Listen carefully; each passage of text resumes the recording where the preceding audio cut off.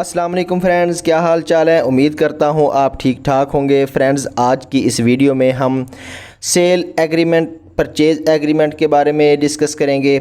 ये एक ऐसा एग्रीमेंट होता है जिसमें बायर और सेलर के दरमियान real estate, property, company stock या किसी भी एसेट के बारे में एक एग्रीमेंट होता है। आपको मैं एक पहली वीडियो में सेल डीड के बारे में बता चुका हूँ। आज की इस वीडियो में मैं सेल एग्रीमेंट के बारे में बताऊंगा।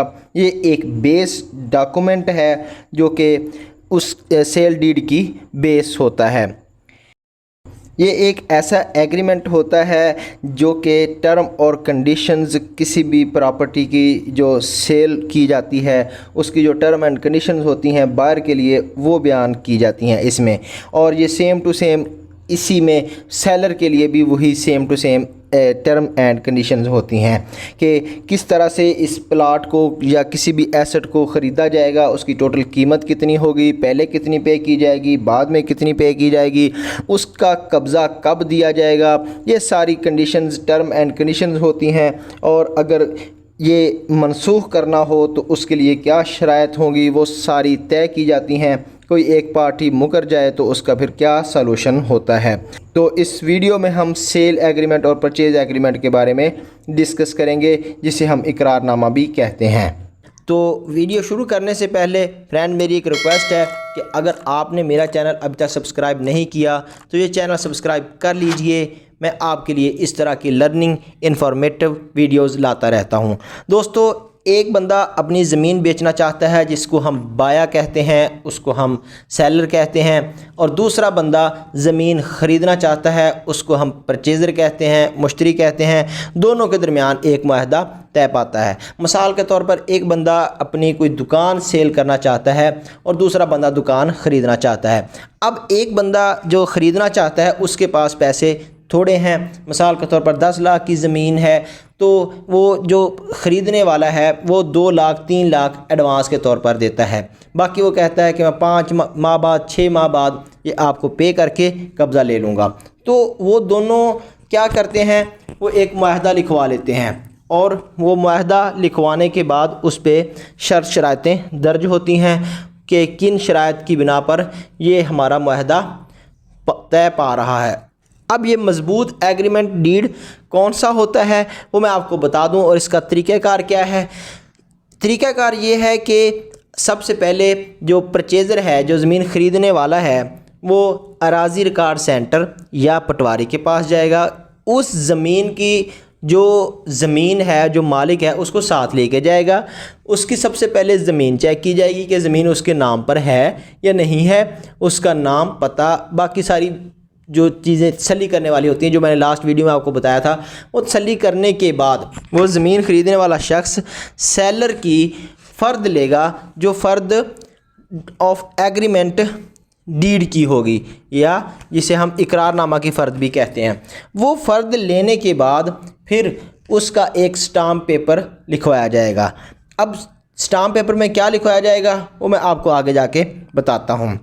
अब वो स्टाम्प पेपर में लिखवाने के बाद, तमाम शराइत लिखवाने के बाद रजिस्ट्रार के पास जाएंगे, रजिस्ट्रार उसको अप्रूव करेगा, तो इस तरह से वो एग्रीमेंट तय पा जाएगा। अब उसमें शराइत कौन सी हो सकती हैं और किस तरह से लिखा जा सकता है उसका तरीक़ाकार मैं आपको बताता हूँ।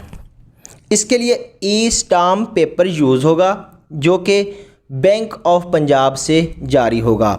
ये परचेज़र जो ज़मीन ख़रीदने वाला है उसको चाहिए कि वो अपने नाम से इशू करवाए और अपने 2 गवाह उसमें दर्ज करवाए, 2 गवाहान के नाम दर्ज करवाए। इसके लिए जो डॉक्यूमेंट्स चाहिए होते हैं वो 2 शनाख्ती कार्ड की कापीज़, एक सेलर की एक बायर की, इसी तरह 2 गवाहान की, 2 गवाह सेलर की तरफ से, 2 बायर की तरफ से, उनकी फ़ोटो कापियाँ शनाख्ती कार्ड की लगेंगी। अब e stamp paper bank of Punjab से इशू करवाने के बाद वसीक़ा नवीस यानी कि जो स्टाम्प पेपर लिखने वाले होते हैं उनके पास से ये स्टाम्प पेपर लिखवाया जाएगा। स्टाम्प पेपर पे क्या कुछ लिखवाया जाएगा वो मैं आपको अब बताता हूँ। जब आप स्टाम्प पेपर लेकर स्टाम्प फरोश के पास जाएंगे तो वो सबसे पहले फ़रीक अव्वल और फ़रीक दोयम उनके नाम, पता, मुकम्मल डिटेल उनकी लिखेगा। उसके बाद फिर जो सबसे पहली शर्त होगी उसमें वो उस जगह का जो मालिक है उसकी तसल्ली करेंगे कि आया ज़मीन का मालिक है भी या नहीं है, वो शर्त लिखी जाएगी।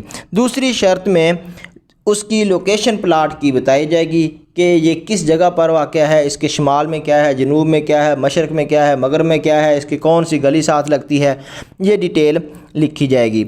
जो तीसरी डिटेल होगी उसमें ये बताया जाएगा कि कितना एडवांस पहले जो बायर है वो दे रहा है एज ए बयाना के तौर पर वो कितने पैसे जमा करवा रहा है। इसी तरह चौथी शर्त में जो बकाया पैसे होंगे वो लिखे जाएंगे कि किस डेट तक बकाया पैसे दिए जाएंगे और फिर उनको किस तरह से रजिस्ट्री करवा के दी जाएगी, वो और कब रजिस्ट्री करवा के दी जाएगी वो उस शर्त में या उस लाइन में लिखा जाएगा। जो पांचवी शर्त होगी उसमें ये लिखा जाएगा कि ये ज़मीन किसी भी स्टे वगैरह से पाक है।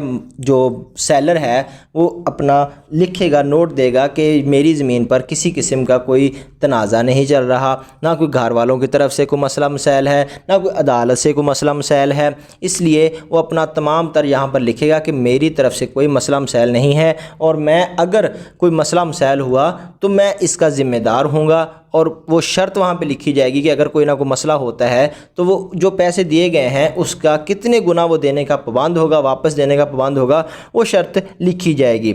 इसी तरह जो बायर है अगर वो फेल होता है, यानी कि वो अगर पैसे देने में नाकाम रहता है, तो फिर वो पैसे ज़ब्त किए जाएंगे या कितने ज़ब्त किए जाएंगे या उसका कितना हिस्सा काट लिया जाएगा, ये सारा उस शर्त में लिखा जाएगा। और फिर उसके बाद ये नेक्स्ट लिखा जाएगा कि ये मुआहदा जो है वो दोनों फ़रीक़ैन के दरमियान तय पाया है और नीचे फ़रीक़े अव्वल, फ़रीक़े दोम और गवाहान के दस्तखत होंगे। वाज़े रहे कि अगर कोई पार्टी मुकरती है तो वो इस मुआहदे के तहत वो पाबंद होगी कि वो जो उसने ऑब्लिगेशन जो उसके ज़िम्मे शराइत थी वो उन शराइत को पूरा करने की ज़िम्मेदार होगी। दोस्तों, उम्मीद करता हूँ ये वीडियो आपको पसंद आई होगी। लाइक कीजिए, कमेंट कीजिए, अपने दोस्तों के साथ शेयर कीजिए। अगली वीडियो तक के लिए इजाज़त दीजिए। अल्लाह हाफ़िज़।